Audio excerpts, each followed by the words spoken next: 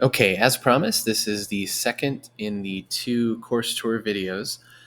This one will delve into a specific unit learning module so I can show you how I've put those together and how you should work through them. So as I mentioned before, do know the syllabus, look through that.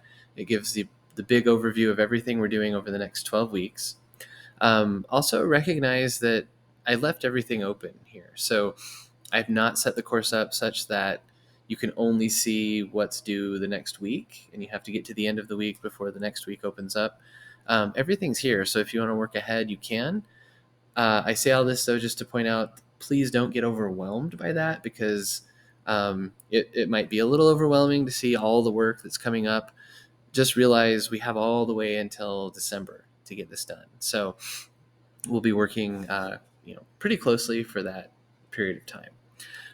And this is not all coming due in a week or two. You have plenty of time to work things out. As I pointed out in the other video, when you click into the content section in coursework, that's where we're at, you'll have access to the overview and syllabus, as well as table of contents and all of the modules. I'm not going to show you module 1 or unit 1 because it's different than the rest. And you might be thinking, well, maybe that's why you should show it to us. But no, I want to show you a typical module in terms of what things will look like by and large for most of our time together this semester. Unit 1, you can click into it and follow along in the same kind of pattern that I'll show you for Unit 2. It's just that the work will be a little different. You'll do an introduction, you'll do a discussion board about Latin America, about how we define it. You'll do some tweets about history and about sources, and you'll put yourself up on the course timeline on Tiki-Taki. So a lot of what Unit 1 is about is sort of that background information of how we study history and what Latin America is, but also getting us to jump into using some of the platforms that we'll be using for our class. And as I mentioned in the other video, please ask questions whenever you have them. I know that we're not all familiar with these platforms, and that's fine.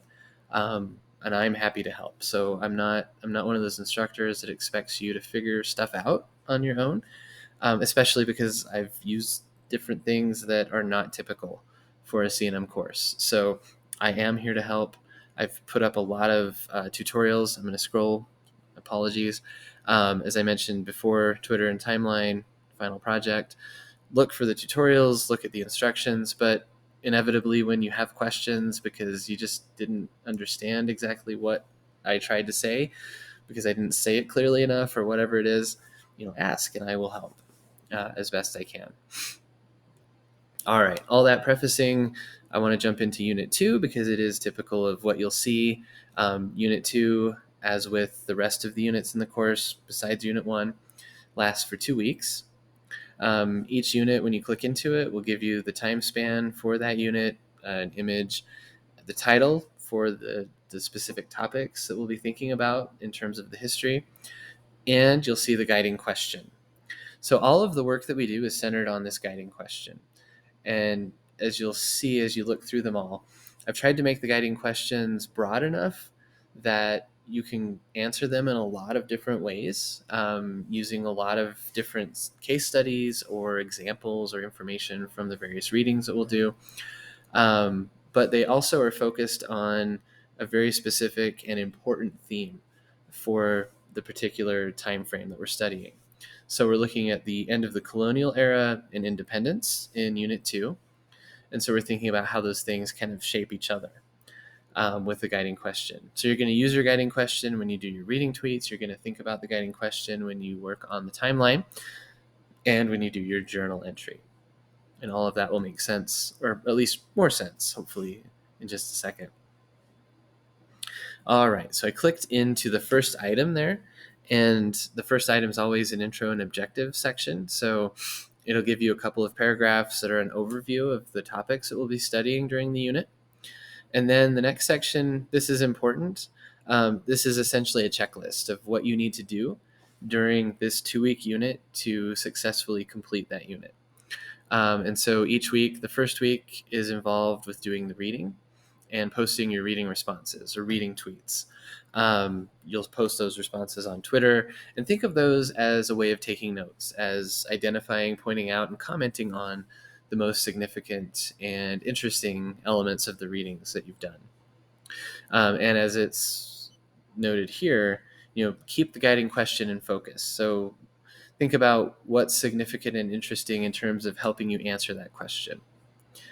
All right. During the second week, by the Wednesday of that week, you will do the identification step for the timeline assignment. And again, there are instructions for that as you work through this. And then by the end of the second week, so the second Sunday, you'll do the connection step. That's where you make a connection to someone else's topic on the timeline, and you do your journal entry, which is kind of a self-reflective piece about what you've studied and learned during that particular unit and how you would answer the guiding question now that you've done all that work.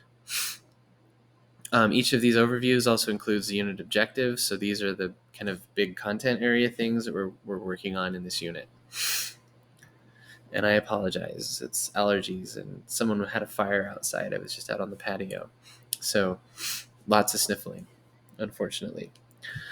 The next section of each of these unit learning modules is the guiding question and intro video. So I restate the guiding question. I try to put it restate it and repeat it as many times as possible so you can find it, you don't lose track of it. The video, I kind of talk through the big ideas that we'll be studying in terms of the history during this particular unit. Each unit focuses on a chronological time frame. And then I have a short paragraph that also kind of points out what are those key issues. But in these videos, I talk about kind of why I did this question as the guiding question and how you might approach answering it. So those are hopefully important helps for you to focus your work for each unit. This reading strategies section, this is only available in Unit 2. It's not in all of the rest of the units, but it's important. And so what I've done here is I've given you a few videos where I really emphasize, with history especially, because we focus so much on the written word, on reading and writing, but because this is a college level course, there's so much to cover. We're trying to go all the way from the end of the colonial era in the late 1700s to the present in Latin America. And Latin America is a huge area that, even though we're talking about it as like one region, it includes many different cultures, many different languages, many different peoples. And so all that to say, I don't expect that you read everything word for word. And in these videos, I give you ideas about how to approach the readings in a way that will allow you to avoid trying to read everything word for word.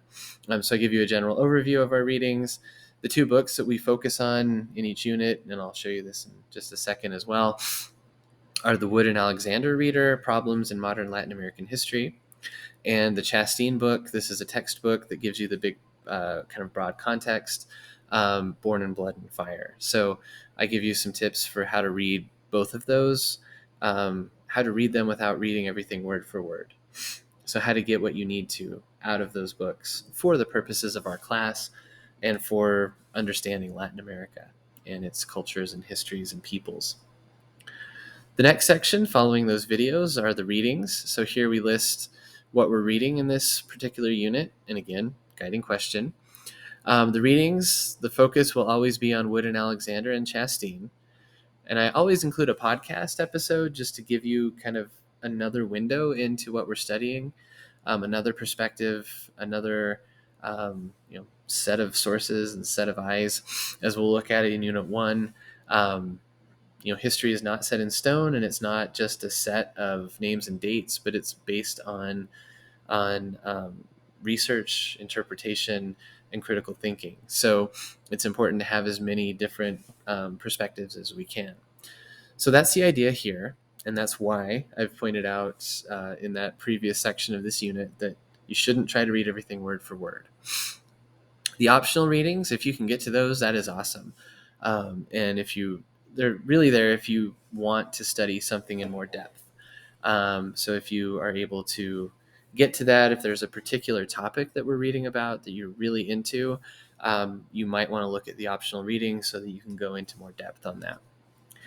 These questions to consider, there's no assignment associated with these, but they're just there to get you thinking. So what are some questions that I should focus on that will help me work through the readings and also help me answer this main question as I do the assignments? Next, there is a set of film clips. And as is pointed out, once this actually loads, the film clips are kind of an auxiliary. Again, they're another way of getting new perspectives or different perspectives on the readings. If you had questions from the readings that you were kind of unsure about, the film clips might help with that. Don't try to watch them all. Unless you really have the time to, because there's more here than you could possibly watch. Again, use these as resources, as ways of getting different perspectives and different ideas. But don't worry if you can't watch them all. If you can't watch any of them, it's okay. The readings and that podcast, that's where we'll focus in each of these units. All right, the next section tells you how to go about completing the reading tweets. As I alluded to a minute ago, this is kind of like taking notes on the readings. For me, it's a way, as the instructor, of having you be responsible for the readings without giving you a quiz, because quizzing can get kind of monotonous. So instead, you're going to pick out the things that you see as being really significant for helping you answer the guiding question, and you're going to post some tweets about those. If you click here, you get the detailed instructions, and then these others send you to Twitter where you can do that work. And again, there are if you go to that tutorial module, there's a video that will walk you through how to get started with Twitter, how to use it, and so on, if you need that. The next part of each of these learning modules is the timeline ID step. And so again, as with everything, you can click here to get the detailed instructions for Tiki-Taki and doing the timeline assignment. You can click here to go straight to the timeline on Tiki-Taki. But just kind of in general, you'll choose a topic, you'll add a placeholder to the timeline, and then you'll do your research, and you will post that work, write that work on a Word document or similar, and you will submit that here. So you'll upload your file here in Brightspace, and you'll copy and paste everything from that document into the course timeline on Tiki-Taki. And it's important that you put everything there so that we can see each other's work. Because when you submit to Brightspace, I'm the only one that sees your work. But when you put it up on the timeline, everyone can see what you chose and how you interpreted that topic and how it helped us answer the guiding question. And that's important for the connection step. So remember, the ID step is due on the second Wednesday of each unit. The connection step is due on the second Sunday or the last day of each unit. And here you will pick a connection to someone else's post to the timeline. So that's why it's important, again, to see everything on Tiki-Taki so that you can complete this connection step. Again, you'll write it out in a Word document, upload it here, and then paste your work into the timeline. And, as I mentioned, there are video tutorials and other helps for the timeline in those modules at the end of everything. Here's where you will submit your journal work. Sorry, it's getting late, and I wanted to get these things done, but a little tired. But here's where you will work on the journal. It's a reflection on everything that you've learned and how you would answer the guiding question now that you've done all the work for the unit. If you click here, it'll give you the kind of detailed instructions so that you make sure to do everything you need to for the journal, and then you upload and submit it here. Finally, each of these units has a self-assessment and looking ahead section. So what this does is it gives you the list of things that you should have done if you did everything for the unit. So you did the readings, you completed your responses and posted them to Twitter, you completed the timeline assignment and the journal entry. And then it gives you a reminder about the final project. You have 2 options for that, but again, that's not until the very end of the semester. So this is just to keep it on your radar so that you're thinking about it each week as we move along. And remember, each of these units lasts for 2 weeks. If you click the arrow, it'll just move you ahead to Unit 3. And so you'll see, once again, the unit overview, the time frame, the image, the overall title, and the guiding question. Then you can click on this, I should say, and jump into the work. So each unit is organized roughly in the same way as Unit 2 that I just showed you, with the exception of Unit 1. Also, Unit 6 is a little bit different, but once you know how to walk through the unit modules, it shouldn't be a problem. Unit 6 is different because we'll focus on I, Rigoberta Menchú. So you will need that book by the time we get to November 29th. So that's right after Thanksgiving. And one of the options for the final project is to write about her book. One of the others is to do a film review. But either way, you do need to have read I, Rigoberta Menchú to answer some of the questions and do the assignments that are there in Unit 6. And as I alluded to and showed you a couple of times, the tutorial modules are here at the bottom. So if you need help with reading responses, the reading tweets, or with the timeline, all of that's here, as well as the final project. All right. Hopefully that makes sense. Hopefully that's helpful. Please let me know what questions you have. Look at the resources that I've provided here for you. But don't hesitate to ask questions. Send me a text, send me an email, send me a tweet, and I am happy to help. I'm looking forward to a great semester, and I hope that you're having a good morning, afternoon, evening, or night, depending on when you actually watch this. I'll talk to you soon.